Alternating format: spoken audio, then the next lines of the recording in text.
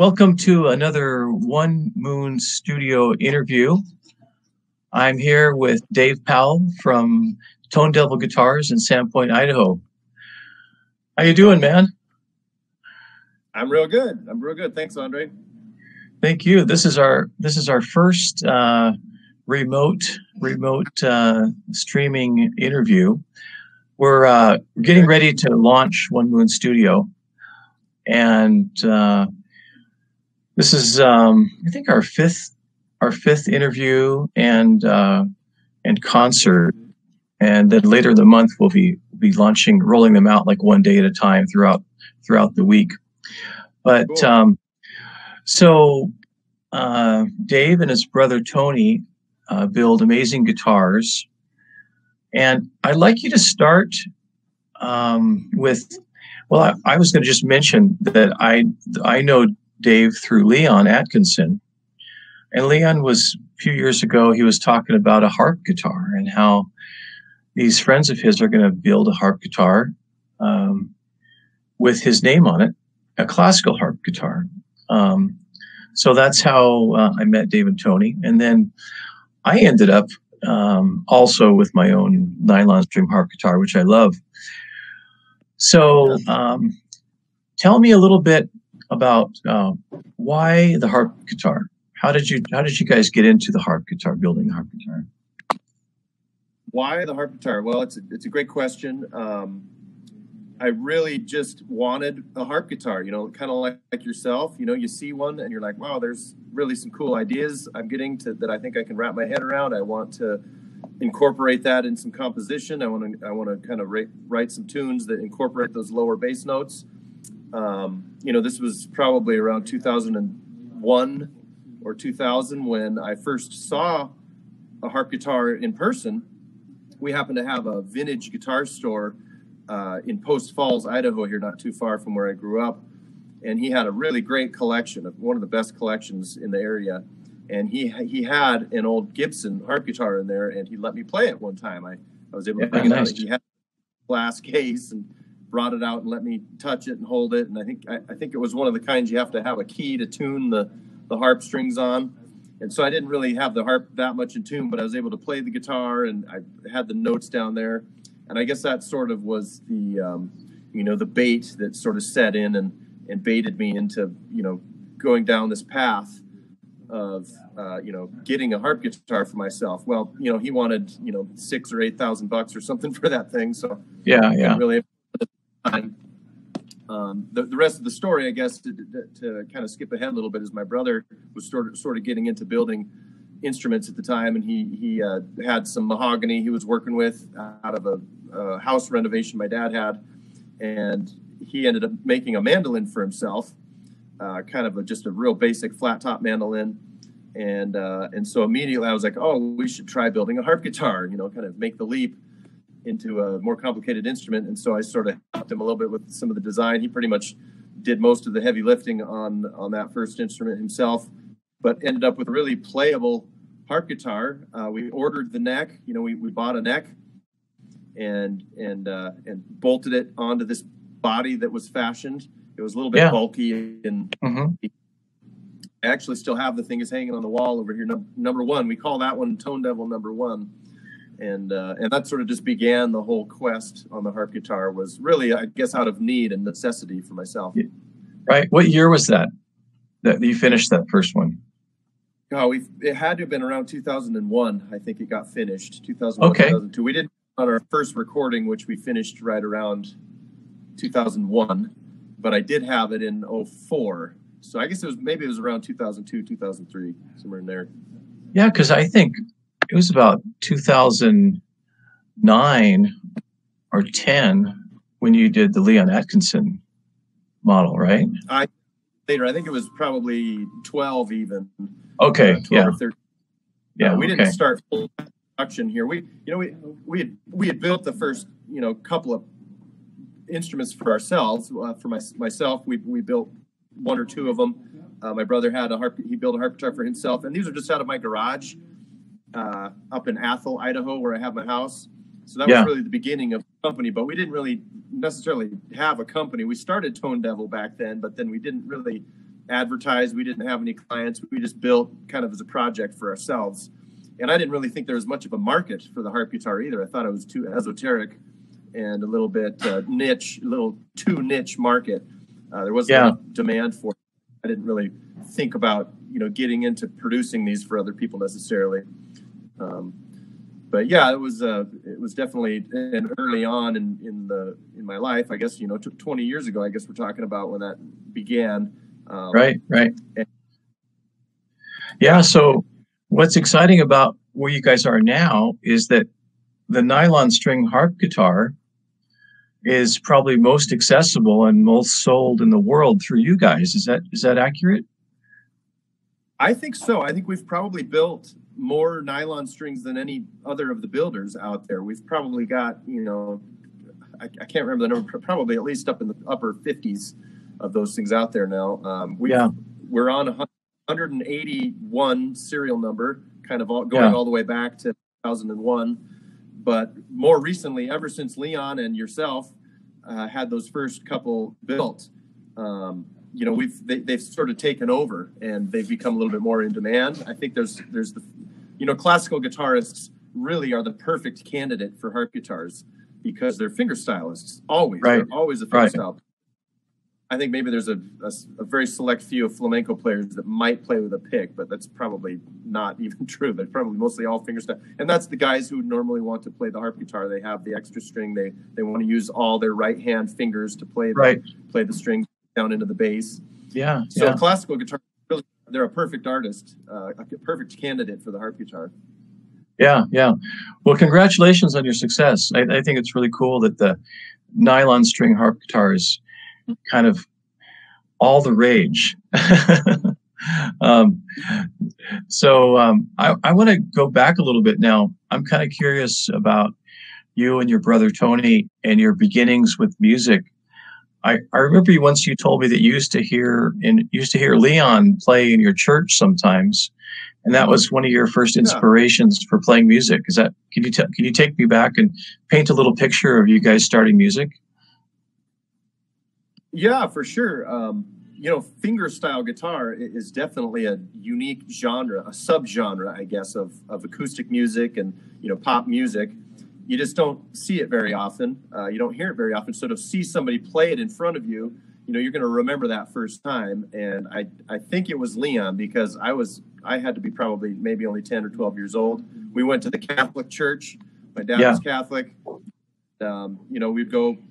We would go every Sunday, but then on holidays, I think, around Easter time, maybe during Christmas time, all of a sudden there'd be this guy in the corner back in the back playing classical guitar.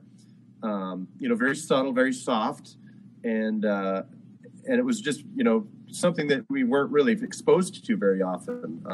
Leon gets around a lot, but he's, teaches a lot, and he was doing his thing in Spokane on the radio show. So I never got to, I never met him or anything at that time. But that was definitely an early influence into fingerstyle guitar, into classical guitar for sure, which of course then later on in my life, I actually did take some classical instruction in college. Right. And so I definitely owe a little bit of a debt of gratitude for Leon for being an early influencer for that, for sure. Yeah. Well, as people are going to hear in the concert that you send us, Dave and Tony are quite masterful with the guitar, harp guitar, and the mandolin, and the harp mandolin now too, right? Harp mandolin, yeah. I think Tone played harp mandolin on one of the entire concerts that we'll send you. So there should be a couple good clips of it there. And I can attest, because I've had them at the Whidbey Island Guitar Festival a couple of years ago, and it was awesome. So yeah, that was like that. Yeah. So now, tell me a little bit back to your company, Tondevil. You've had some commercial success with in Guitar Center and instruments being made in China, and kind of really going a little bit mainstream. Is that right? Yeah, that was a few years ago. We kind of tossed around the idea of doing some kind of a bigger dealer like that to, because initially we started out the company wanting to provide a harp guitar for the world that was affordable. You know, as I told you before, I wanted to play a harp guitar, but you know, I couldn't buy one because it was, you know, the ones that were able to be played were very expensive, or you had to have a builder custom build you one. They were very expensive. So we really set out to kind of produce a harp guitar for right around the $2,000 or $2,500 range for students and people wanting to, you know, get into the harp guitar for the first time. Right, and that's exactly what we built our first, you know, steel string replica of an older instrument with some modifications that made it really more approachable, I think, for new players. And we also wanted to make sure it sounded good. I mean, that's kind of the key thing with acoustic instruments. People really want to sound good. So it took a while, but we finally found some sources for Engelmann spruce. Now, Engelmann spruce is one of those like kind of hybrids. It's sort of a cross between cedar and like Sitka spruce on the hardness scale. So it really has a lot of the subtlety characteristics of the warmth of cedar, but kind of some of that brightness of the Sitka spruce. And so we were able to finally find some of that. We used that on our first, you know, several models of harp guitar. And then we were able to, through a friend of a friend, sort of how the deal worked out with Guitar Center. Excuse me. We actually, my buddy, this friend of mine is a filmmaker. He lives in Portland, and he wanted to do a documentary film on the harp guitar. And so we brought him to one of the conventions, and he interviewed a bunch of people, filmed a bunch of stuff, made a great documentary. Definitely, if any of your listeners are interested, check that out. It's called The Hollow Arm. It's on YouTube and on Vimeo. Okay, I'll check that out. The Hollow Arm. The Hollow Arm, yeah. Watch that film. It's about an hour long. Definitely takes you down the deep rabbit hole of the harp guitar. Yeah. And it was through him that I met a contact who worked at Guitar Center, and I thought, okay, let's get this product dialed in. Let's get it ready and go pitch it to these guys. I was able to set up an interview with the purchaser, the acoustic guitar department of Guitar Center. And we went down there. We went down to Los Angeles and, you know, set up the meeting and met them and brought the harp guitar into their corporate office and sort of pitched it to them. We played for music, and they bid on it. They wanted it. And that first year was really good. We ended up selling quite a few units through them, and that sort of put the harp guitar on the map in front of people. Mm-hmm. And now they had a place they could buy it readily. Yeah. In case people listening aren't too familiar, I wonder, would you be able to show us on that beautiful harp guitar right there that you have next to you, just a quick little description of the harp guitar, just for the fun of it? Boy, that's a beautiful instrument. Yeah, this one's a little bit fancier. We kind of, at some point when we were early on in the conception of the company, I think we had built, well, this one's number 28, so we had built 27 instruments, and we decided, hey, look, we need a showpiece. So when we go to trade shows and whatnot, we can have something a little bit fancier. So this one has some kind of cool fingerboard inlays. You can see. I remember actually now. I remember playing that one actually when I was visiting you guys a couple of years ago. I remember that. Yeah. I sort of nice.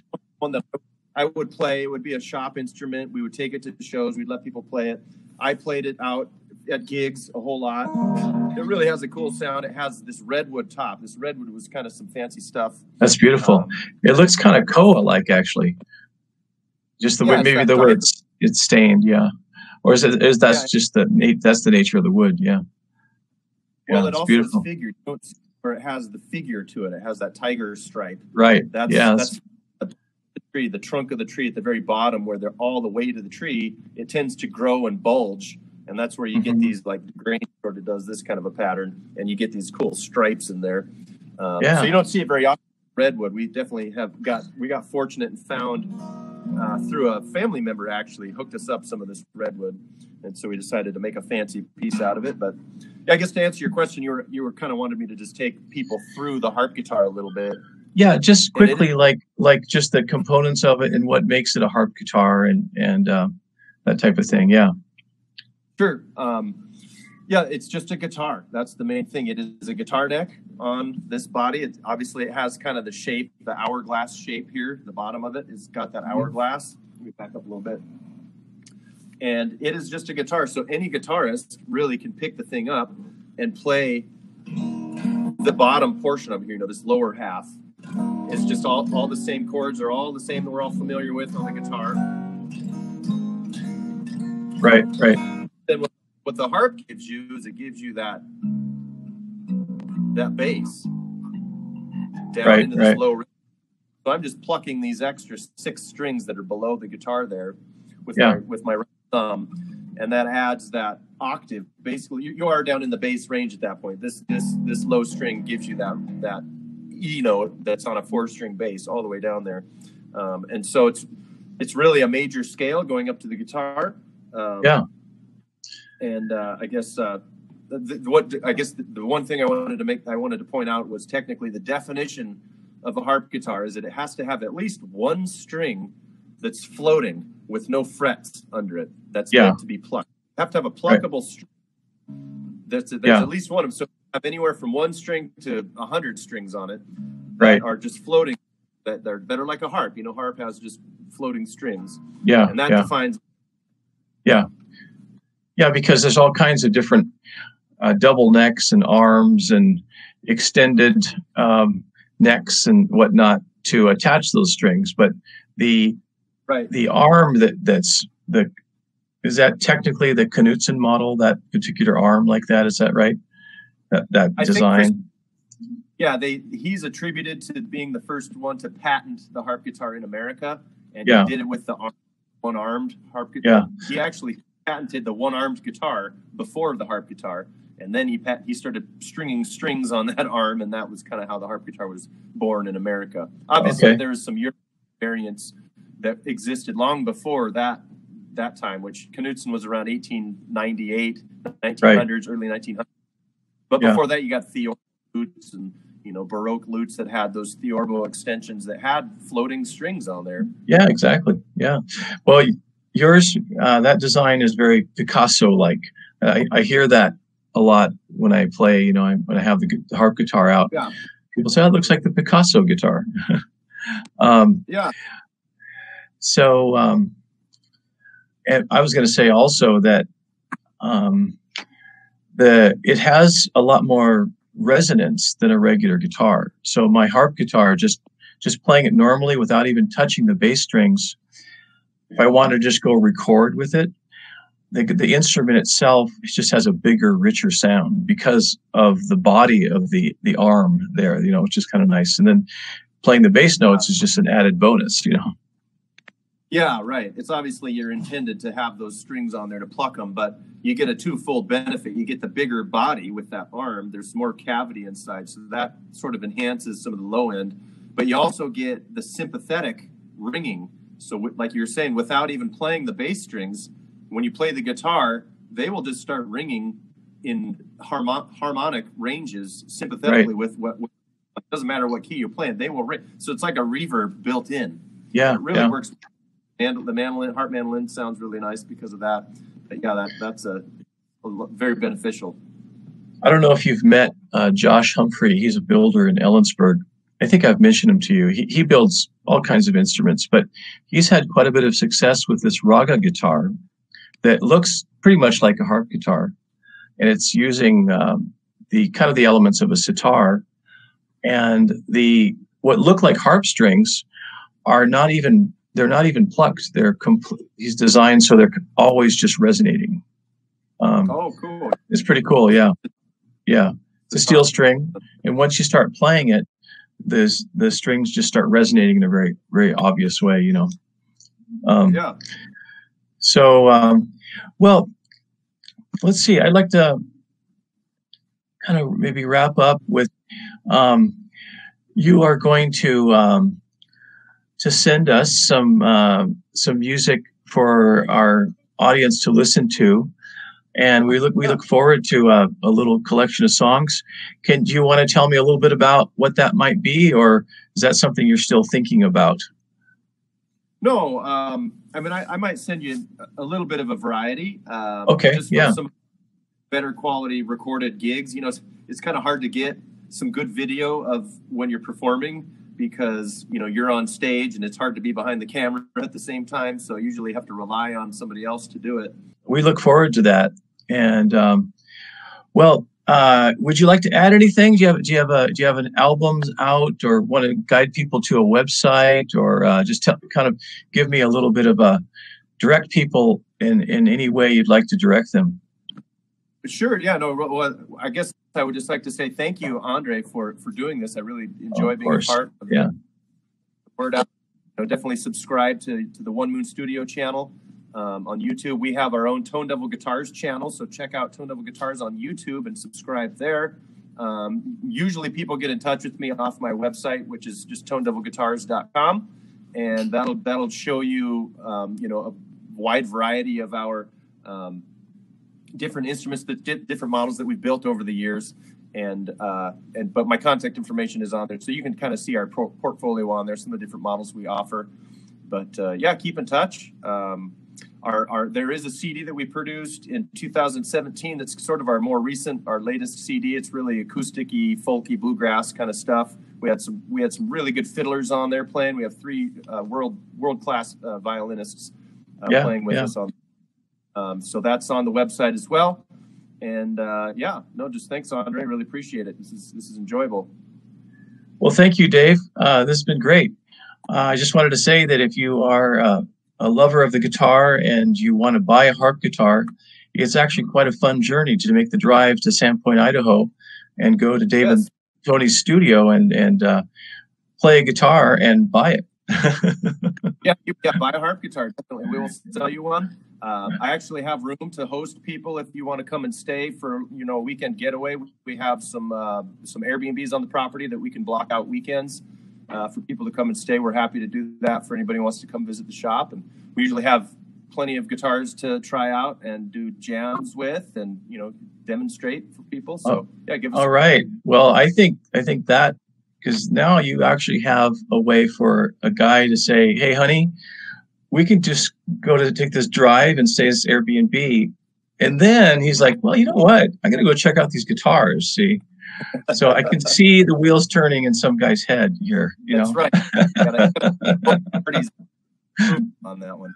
But, you know, Sandpoint, Idaho, we're really tickled to be able to operate our business in this town. I grew up in Sandpoint. It's a tourist town of all tourist towns.